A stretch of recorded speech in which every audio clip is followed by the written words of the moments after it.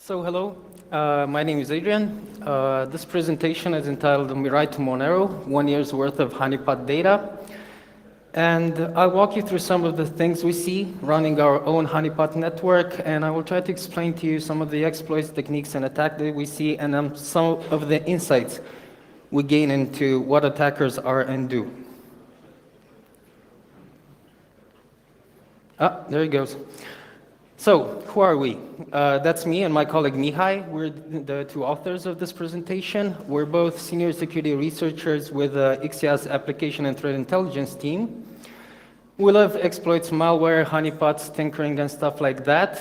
But we're good guys, so we only do the part where it comes to detection, simulation, and emulation, and stuff like that.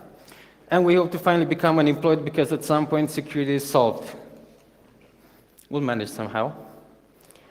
And if you like us, please feel free to follow us on Twitter, of course, shameless plug. Now, you might be wondering about the royal we in this presentation. The reason for that is that that's Mirai right now. He's somewhere nice and warm, and that means I'm the only one who's going to be entertaining you for 30 minutes. And on to the good stuff. There it goes. So this is a view of our honeypot network. Like I said, we have a geographically distributed network. That's not the one-to-one mapping. That's just the fact that I have very poor skills with clustering and graphing. And I would like you to first think about these questions. What do you think attackers are like? If you have an image in your head, please think about it. And I'll walk you through some of the stuff that we generally see, some assumptions being made. Some people imagine them as simple script kiddies. So, you know, this guy, he just thinks he's a hackster because he grabs a script off the internet, runs it against a website, and that's it. I'm an almighty hacker. The media, you know, talk to us about these bad guys, you know, criminals toiling behind a laptop somewhere and then just going somewhere to enjoy vacation from their hard-stolen money. And if you work in a position of power, you probably have an idea that's more like this. And just an interesting side note here, if you think machine learning is at the point where it's finally solved security, the machine learning generated alt text for that image is screenshot of a cell phone. So I don't see a cell phone in there, and we should wait before figuring that out.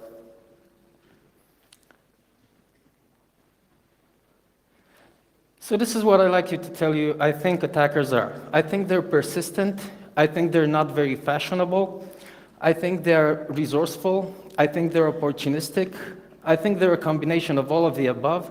And I think they're driven by something, right? They want to accomplish something, otherwise they wouldn't be hacking systems. And I also think they have a preference for targets in the US. So I don't think it's some grudge or geopolitical stuff. Probably has to do with the fact that a lot of great services are hosted in the US. And please do not take this as an idea to secure your network by moving out of the US. That's not going to solve anything. So I said attackers are persistent. And when you think about persistence, what can you think of in security better than brute force? What's more persistent than trying millions upon millions of username and password combinations, right? We monitor a lot of different protocols and services. Some examples, Telnet, SSH, of course, web-based protocols and applications, and the long list of that. And we see a good number of attacks coming from these. So this is a graph showing you stats from January to September of this year. And the counts themselves might not appear that high, and the reason for that is we tend to bucket the events we see. So just one username password combination is not an event. We bucket them by the hour. If 1 million come in 1 hour, that's one event. So to get a better idea, there are 700 hours of time in 1 month. So every 700 hours of time, you get 200,000 hours worth of brute force attacks. That's the scale of brute force that you should imagine it. We also see quite a large number of IP addresses, different IP addresses being used, some of them recycled from time to time, some of them just continuously appear there as being used, proxies and other stuff, of course. And there's a decrease that seems to appear for some reason in spring. I don't know, there might be vacations or something. Most of the brute force attacks we see tend to target Telnet and SSH, and that's most likely because they're connected to a botnet, which I shall not yet name. You probably have an idea which one it is. We also see a lot of attacks against database servers, so we monitor attacks against MySQL and MS SQL. And one other candidate I like to point out as being important is VNC. The reason for that is right here it's at position number 9 in our top 10, but this is a per year statistic, and we've been monitoring it for 1 month. So 1 month of VNC brute force suddenly takes it in the top 10. So these are the stats for October, and in October suddenly it rises to position number 4. So if you feel safe because you don't have Telnet, SSH, and database servers, you might consider if you have a VNC server somewhere listening on the internet. One other example of persistence I'd like to talk about is connected to something called Cisco Smart Install. So this is a feature, a boot to config feature for Cisco devices. And at some point this year, a vulnerability came out saying that you can achieve code execution by downloading, uploading configuration files via unauthenticated TFTP. Already sounds like a bad idea. We don't see an enormous amount of hits like we do for other things, but still impressive considering that we're running simple VMs, Linux VMs, and not Cisco devices. They're just Linux machines with Python scripts on them. So another bad idea to secure a network, Nmap doesn't say there's something over there. Well, if they find an open port, and if they can communicate with it in the way that a vulnerable device would, someone will definitely try to attack it and exploit it.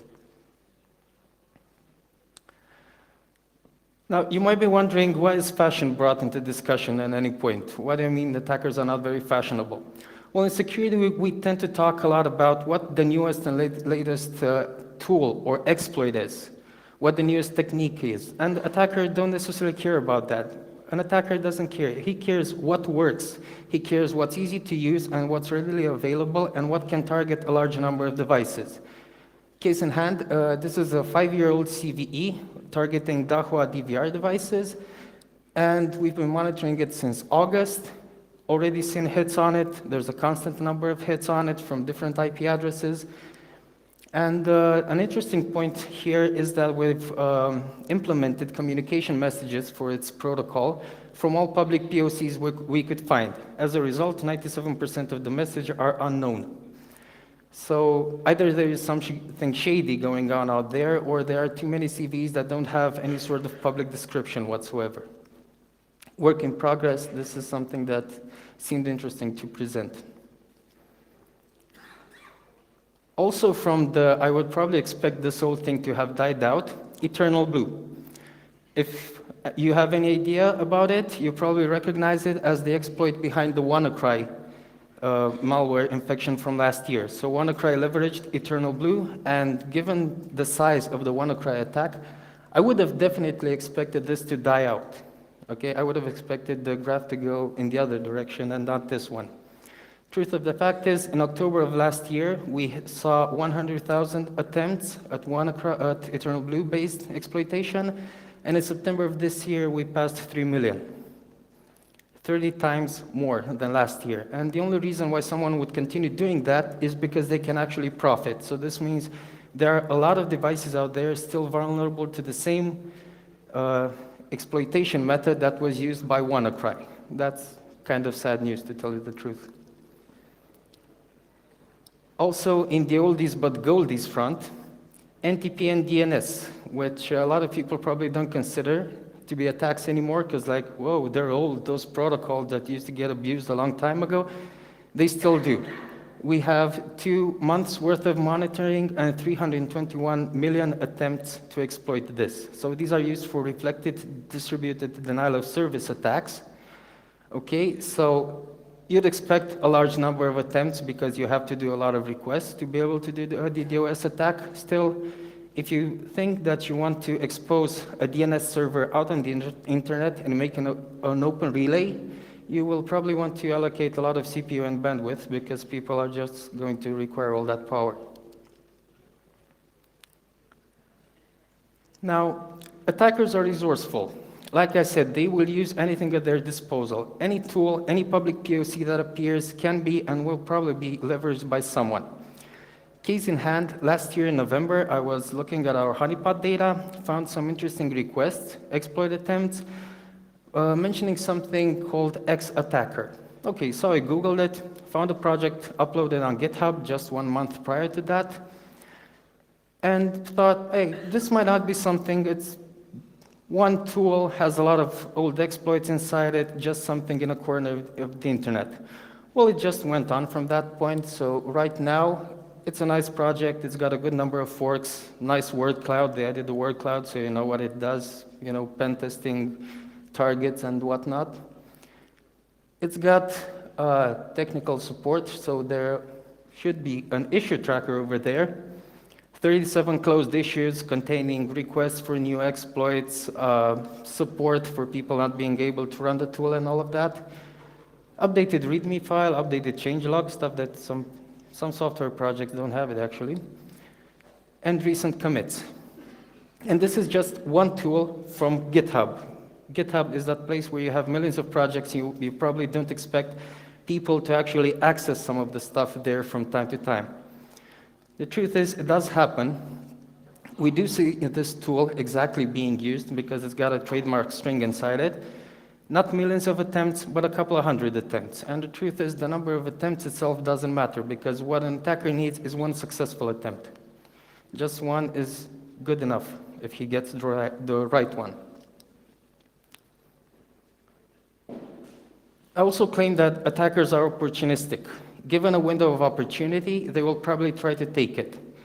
This example comes with Drupal 2 and 3, two remote code execution vulnerabilities in the Drupal framework that came out this year.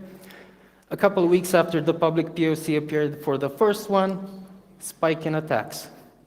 Then it tends to die out. Then the public POC comes for the second one, another spike in the number of attacks. Now, Drupal itself is a framework that is pretty secure, and administrators probably patched it, so this died out, most likely because there were no more targets of opportunity. This just comes to show you that if you have a small window between the time when the public POC is available and the time when patches are finally made, attackers will try to exploit it. And like I said, you can find things that are combinations of all of them. So we've been tracking multiple vulnerabilities for D-Link devices. That long tail that you can see on your left side is a bunch of older vulnerabilities that still get hits every day and from time to time. And then at some point you see the spike. The spike itself is a remote code execution vulnerability, a new one that appeared this year for some D-Link devices. When that happens, the next thing we can see, a whole lot of interesting traffic, all of it for that new POC. And this one, because D-Link devices don't get updated as often as Drupal websites do, this one just continues on and on and on and on. And again, I will not name the customer for this one. And one more example of attacks in the wild and techniques. So like I said, we monitor MySQL. We have a fake server of sorts. It gets attempted brute force a lot. Sometimes we tell them, okay, you're successful, you're in. What are you going to do now? So the first thing you generally want to do is gain privileges. Grab as many privileges as possible. And someone took that very literally. I think they just copy-pasted all possible permissions in there. I actually learned about a couple of them that I didn't even know existed. Replication, slave, and client definitely seems, yes, you need that. And then you want to be able to execute code on the server. So to execute code, you don't necessarily have the easiest tools available, but there is a technique, and it's connected to that select long hex string statement that you see. That one continues with into dump file. So MySQL, being a database server, allows you to select data and save it to an output file. In this case, the output file is PowerShell, not the exact type of data you would expect to see. Decoding that hex string, it's PowerShell code that should get executed. It would access a website, download something, and then execute it. But how do you go about executing the PowerShell code itself? You still have to call PowerShell. So MySQL has a feature called creating user-defined functions.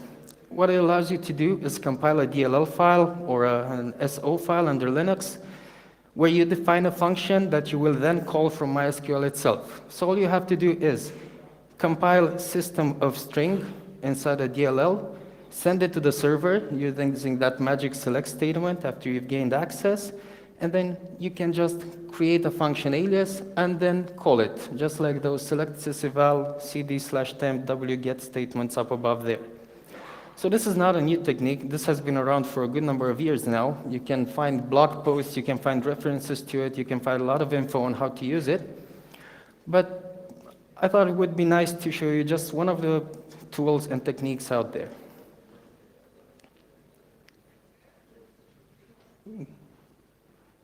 There it goes. Okay, so I said attackers are driven. Now, I won't talk to you about psychological drive and stuff like that because I'm not a psychologist. I'm an engineer, so I can talk to you about the tools they use, the malware they use, and what they can use it for. And first purpose, of course, DDoS attacks. And now you know the major botnet I was talking about because you probably missed it in the title. So that is Mirai. Mirai is this large botnet for Linux-based IoT devices that appeared last year. It managed to generate what some people say are 600 gigabyte per second and over 1 terabit per second attacks. So very large-scale attacks, very hard to stop something like that. And then the authors said, hey, we don't want to do this anymore, we're just going to give up. Which they did after open sourcing the code, because that is always a good idea. Open source something that powerful for everyone to use. And use it, people did. We saw clones coming out. A lot of different clones of Mirai were just simply reusing the same code. We saw an increase in the number of events, and I'm not sure you can see those counts over there, so I'll just zoom in a bit. 128,000 events in October of last year, and we've passed 20 million last month. So Mirai was one botnet capable of generating 600 gigabytes per second. Now people are advertising Mirai-based botnets that they claim are capable of 400, 500, and we actually have a lot of these right now. We have a lot of different botnets, which maybe individually they have less firepower than Mirai had, but if we put them all together, I don't even want to imagine the ravage that they should be able to do. Now you might be wondering, how hard is it to grow a Mirai network? Well, last month, Fortinet published a blog post about a DDoS for hire service that at some point said, hey, let's use Mirai to power a botnet. They talked about it growing from sometime in mid-September. So we looked at our Honeypot data, tried to identify the botnet, found it, and this is the number of infection attempts we get from it. In 2 days, they went from 0 to 30,000 different attempts per day. That's how easy it is to grow a Mirai-based botnet. There are so many vulnerable devices, it's actually very easy to grow it.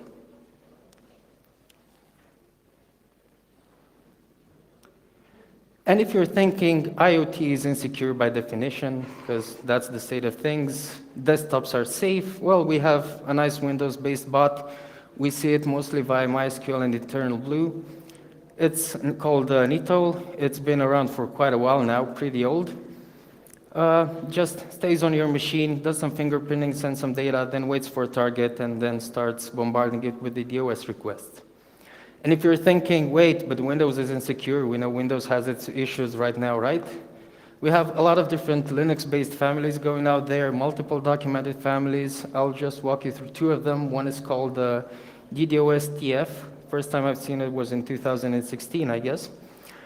The other one, DoFlu DDoS Trojan. And you might be wondering, wait, but you're saying this is old malware. How can you be sure of this? Well, we do some validation. For example, DDoS TF has a giveaway string inside it. The other one, you can simply decrypt a couple of CNC websites. So it's easy to see old malware being reused by people all over the place. And you can have a presentation called Mirai to Monero without some reference to Monero, right? So coin mining is something that once we get image back, okay? Coin mining is something that, is a lot harder to track attackers for, so I think it's a lot harder to prosecute. A lot of people have switched to that. We see a lot of it going around. Monero is the go-to currency. They reuse open mining tools, so they will download XMRig or something and start mining on your box. One example from the Eternal Blue Honeypot. So it receives a command script that is going to execute. The first thing you can do when you get on a machine is to kill off the competition. Why are you mining on my machine? This is my machine now. Kill the competition, fingerprint, determine what capabilities the box has, and then you will download the necessary binary and execute it with nice enough configuration, so you send everything to the right wallet, of course. And I want to ask you if you notice anything strange in there. So this is the download string. This is the part that does the actual download, and I'll zoom it up so you can see it. So certutil is a legitimate Windows binary. It's normally used for certificate management. If you give it the right parameters, you can actually turn it into wget or curl for Windows. So pentesters no longer need to send VBS scripts, PowerShell scripts, and whatnot to download your malware files. From now on, you can just use certutil for this purpose. This is not a new technique per se. It's recent, but it's been described before. One example from one of Xavier Merton's IAC diaries. Just another nice tool and technique that you can see used in the wild. And we've talked malware. No discussion of malware would be complete without some sort of espionage and backdoor tool. So this is an older Trojan, again, known as ZGhost. Main source we've seen it coming through is the Eternal Blue Honeypot. It's an allegedly Chinese backdoor as origin. Some people say it might or might not be connected to the older Ghost Rat. If you're familiar with Eternal Blue, the payload that comes after the exploit comes via a DLL file. These DLL files just contain a URL in this case. The URL will get fetched, and the binary download from there gets executed, and that's the Trojan itself. Again, validation via payload configuration description. You can find a lot of references to it online. And while looking into one of these samples, I noticed something strange. It had a URL inside, so I fetched it, and it downloaded 8.5 megabytes of data. Now, malware tries to keep invisible, keep sizes low. 8.5 megabytes is huge. That seems interesting. I looked into it. Static analysis said, okay, this is a malware binary packed with the MIDA. Okay, good packing there. So I sandboxed it. And what do you think I found? What do you think the most prevalent malware in 2018 would be? No ideas? No. Mining, that's it. Someone finally said it. So once you get on the man's machine, you can spy on him, you can do whatever you want, might as well make a buck out of it. Okay, so that's about it from the data part. I guess I should probably be telling you this as a forecast. The internet is still and will be a dangerous place for the foreseeable future. But I thought, hey, this is kind of, depressing, it's pessimistic, and most of my days in infosec, reading the news, I feel kind of like this. So I wanted to say something more uplifting. And thinking about the things I said about attackers, that they're resourceful, that they're persistent, I said, okay, most of that stuff probably applies to the people in infosec as well. So I'll leave you with a better ending quote.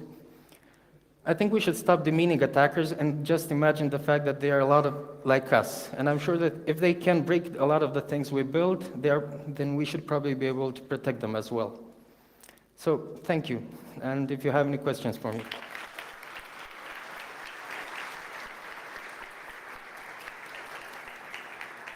Thank you very much. Now we will be taking questions and then going to our favorite time of the day, lunch. So raise the hands, we have goodies for you. Have a question here.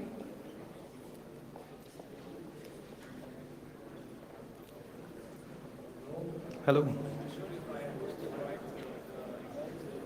Yeah, Please your mic keep is the off. microphone closer to your, and I'm not sure if I understood right the remote code execution technique uses for MySQL. So the attacker is using the into-down file, selecting the down file command first to drop the DLL. Yes.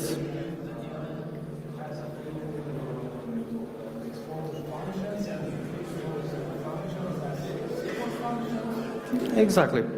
So you brute force it, then you send the DLL file that allows you to actually call system code, which MySQL doesn't have by default. So you just do a call to system or eval or whatnot, compile it into the DLL, send it over there, and then you can call the function from the DLL so that it's going to call that for you. Thank you. thank you. We have a question in the first row, and then going back here. Please make sure to speak directly into the microphone so that we can all hear you.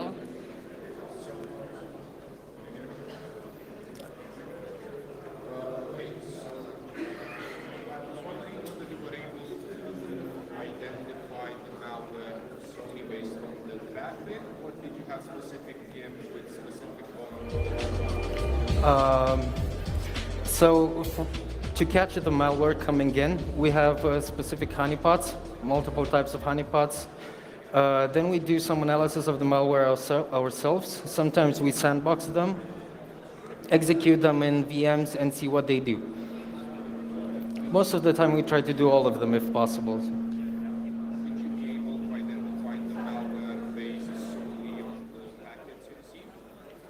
If we would be able to identify, oh, so basically you're asking if a piece of malware just uses an exploit, or?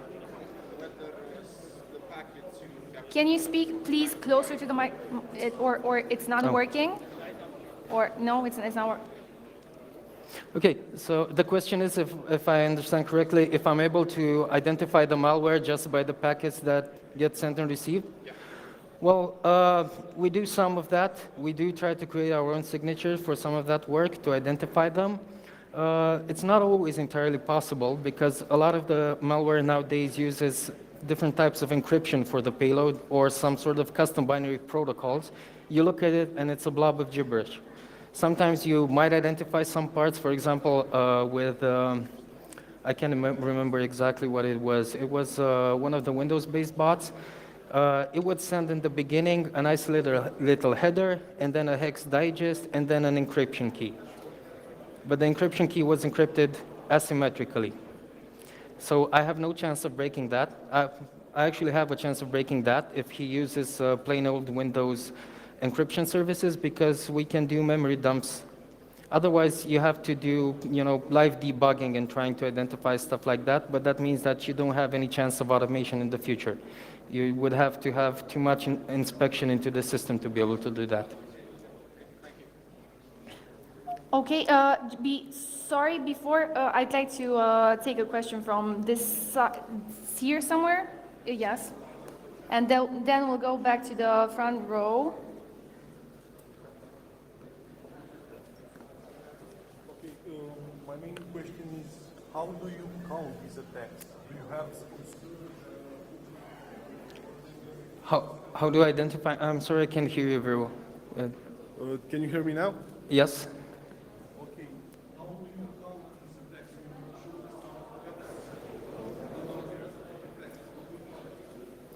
How do we count the attacks? Well, it depends on the type of attack. For brute force, like I said, we try to compact them because otherwise there are too many. Otherwise, if it's just one request that he would have to do, in the case of the D-Link RCE thing, you just send a request to a CGI script with a parameter. We just count those. Each request is a different attack. They're against us, so we host our own seemingly vulnerable services, which then receive these attacks. Thank you. We have a question here in the front row. We have moved a bit. I have actually two questions. One of them is, so let's say you have a simple VM which you leave the SSH port open. What kind of, let's say, automated scans and brute force you can expect from it? let's say we have just a simple VM on AWS, and then you forget one port open. Okay. Like for an average, let's say, user, what kind of automatic scans and brute force attacks you will expect? You'll see loads of brute force attacks. They generally reuse password lists from what I've seen, so they don't just go about completely brute forcing and doing password generation. They use password lists. Some of them go as little as 100 passwords. Some of them use maybe like 1,000 passwords.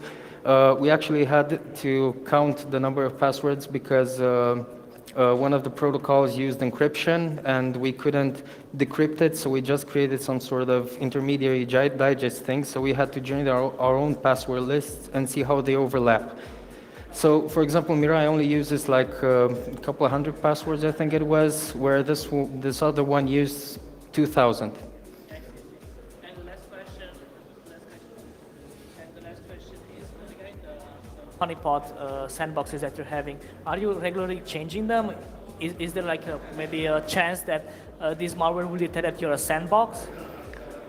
Well, sandbox detection, yes, it does happen. So we have taken some steps to cloak them from malware detection. A lot of stuff involving CPU customization, creating fake files, the general stuff. As for the honeypots, the best thing you generally can do is just move them around, because at one point you can see the number of attacks against them decrease.